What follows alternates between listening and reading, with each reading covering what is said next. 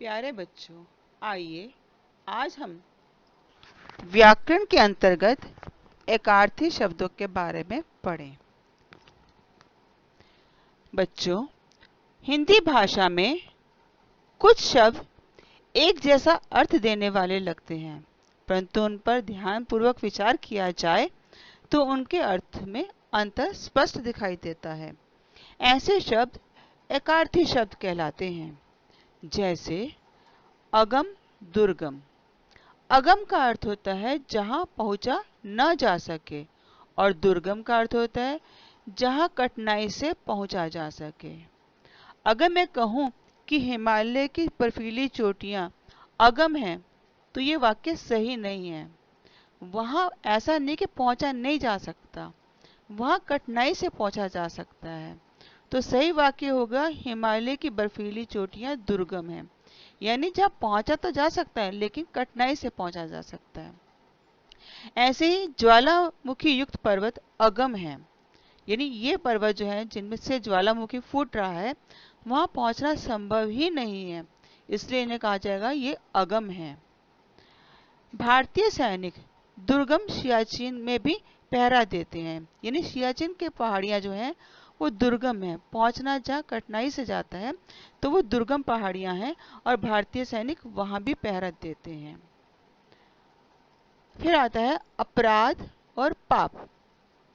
अपराध का अर्थ होता है कानून या नियम के विरुद्ध ऐसा कोई कार्य करना जिस पर दंड मिलता हो, यानी ऐसा कोई कानून और नियम के विरुद्ध हम कोई काम कर लें जिसके बदले में मनुष्य को दंड भोगना पड़ जाए।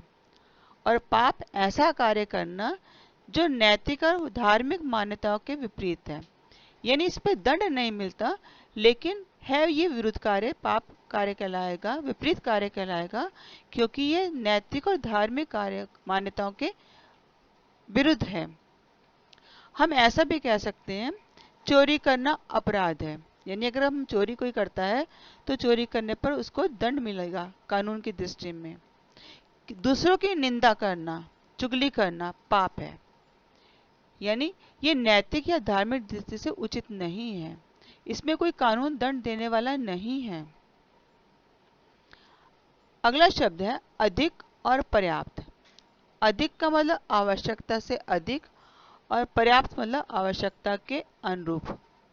अधिक भोजन खाने से शरीर अस्वस्थ हो जाता है, जबकि पर्याप्त भोजन खाने से शरीर पुष्ट बनता है। अगर आवश्यकता से अधिक खाना खा लिया बार बार तो व्यक्ति क्या होगा, बीमार पड़ जाएगा, और जबकि पर्याप्त भोजन लेना शरीर के लिए अनिवार्य हो जाता है। अनिवार्य, आवश्यक। अनिवार्य का अर्थ है जो छोड़ा ना जा सके, और आवश्यक का अर्थ है जरूरी। जीवित रहने के लिए शुद्ध हवा अनिवार्य है, यानी हमें जीवित रहना है तो हमें हवा लेनी पड़ेगी और शुद्ध हवा। तो जीवित रहने के लिए शुद्ध हवा अनिवार्य है, और आवश्यक का अर्थ जरूरी।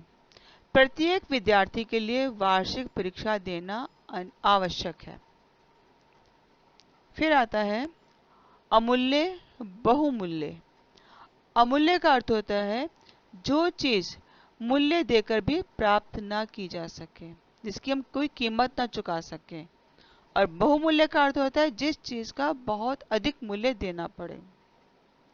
मातृभूमि अमूल्य है, इसकी रक्षा की जानी चाहिए, यानी मातृभूमि के प्रति जो हमारा प्रेम है उसे हम कोई कीमत देकर भी नहीं चुका सकते। यह हार बहुमूल्य है, अर्थात बहुत महंगा है, बहुत अधिक कीमत चुकाकर हम इस हार को ले सकते हैं। आदि, व्याधि। आदि का अर्थ होता है मानसिक रोग या कष्ट, और व्याधि का अर्थ होता है ऐसा रोग जो शारीरिक हो, कोई कार्य ऐसा जो शरीर को कष्ट देने वाला हो, कोई रोग ऐसा जो शरीर को कष्ट देने वाला हो। चिंता आदि है, यानी चिंता मानसिक रोग है। और बुखार व्याधि है, बुखार शारीरिक रोग है जिसमें ताप बढ़ जाता है। अभिवादन, अभिनंदन। अभिवादन का अर्थ होता है किसी को प्रणाम या नमस्कार करना, और अभिनंदन का मतलब होता है किसी का प्रशंसापूर्वक विधिवत सम्मान करना। हमें सिर झुकाकर तथा हाथ जोड़कर बड़ों का अभिवादन करना चाहिए। यानी कोई बड़े सामने आए और हमें क्या करना चाहिए, उन्हें प्रणाम करना है, नमस्कार करना है, हाथ जोड़कर उनका अभिवादन हमें करना चाहिए। अभिनंदन। बच्चों ने मुख्य अतिथि को पुष्प गुच्छ प्रदान करके अभिनंदन किया। यानी बच्चों ने मुख्य अतिथि का सम्मान किया, कैसे? फूलों का गुच्छा प्रदान करके उनका अभिनंदन किया। अभिमान अहंकार। अभिमान का अर्थ होता है अपनी श्रेष्ठता या संपत्ति के कारण स्वयं पर गर्व करना, और अहंकार का मतलब होता है झूठा घमंड। हमें अपने देश पर अभिमान है, देश हमारा है, देश के कार्यों पर हम गर्व करते हैं, तो उसकी श्रेष्ठता के कारण हम क्या करते हैं, देश पर गर्व करते हैं। तो मुझे अपने देश पर अभिमान है। और अहंकार झूठे घमंड के लिए कहा जाता है। रावण अपने अहंकार के कारण ही मारा गया था, झूठे घमंड के कारण ही वो मारा गया था। आयु अवस्था। आयु का अर्थ होता है संपूर्ण जीवन काल, और अवस्था उम्र व्यय जीवन का एक भाग। अवस्था मतलब पूरा जीवन नहीं है, जीवन का एक हिस्सा है, और आयु का मतलब हुआ पूरा जीवन काल। गिलहरी की आयु लगभग 2 वर्ष होती है, यानी इसका संपूर्ण जीवन काल 2 ही वर्ष का होता है। वृद्धावस्था में शरीर दुर्बल हो जाता है, यानी जीवन का वह भाग जब मनुष्य वृद्ध हो जाता है, दुर्बल पड़ जाता है, तब वो, तो वृद्धावस्था में शरीर दुर्बल हो जाता है। आज्ञा अनुमति। आज्ञा का अर्थ है बड़ों का छोटों को कुछ करने के लिए निर्देश देना, और अनुमति में क्या होता है, प्रार्थना करने पर बड़ों द्वारा दी गई सहमति, कि बड़ों से हमने कोई प्रार्थना की और उन्होंने हमें सहमति दे दी, तो उसके लिए हमने उनसे अनुमति मांगी। जबकि आज्ञा में क्या करते हैं, बड़े छोटों को आज्ञा देते हैं, कुछ काम करने के लिए कुछ निर्देश देते हैं। जैसे अध्यापक ने छात्रों को कक्षा से बाहर जाने की आज्ञा दी, या अध्यापक ने छात्रों को बारी बारी से अपनी उत्तर पुस्तिका दिखाने के लिए आज्ञा दी। और अनुमति, सरला ने मां से अनुमति लेकर फुटबॉल खेलना शुरू किया, या खेल प्रशिक्षिका ने बच्चों को फुटबॉल खेलने की अनुमति प्रदान की। अनुनय विनय। अनुनय का अर्थ होता है किसी बात पर सहमत होने के लिए मनाना, और विनय का अर्थ होता है अनुशासन एवं शिष्टतापूर्ण निवेदन करना। अनुनय में क्या था कि सीता ने राम से वन गमन के लिए अनुनय किया, यानी वो भी वन के लिए जाने के लिए इच्छुक है और सहमति उनकी चाहती है और उनको मनाना चाहती है, तो ऐसे में वो उनसे अनुनय करती है। सीता ने राम से वन गमन के लिए अनुनय किया। और विनय का मतलब हुआ निवेदन, ऐसा निवेदन जो अनुशासन में और शिष्टतापूर्वक किया जाए। बच्चों ने अध्यापक से पिकनिक पर ले जाने का विनय किया, उनसे प्रार्थना की, निवेदन किया, ऐसा निवेदन जो अनुशासन पूर्ण था और शिष्टता से पूर्ण था। ईर्ष्या द्वेष।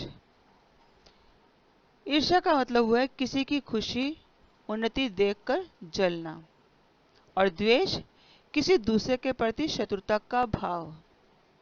विदिशा मोहिनी का बढ़ा हुआ पेड़ देखकर उससे ईर्ष्या करने लगी।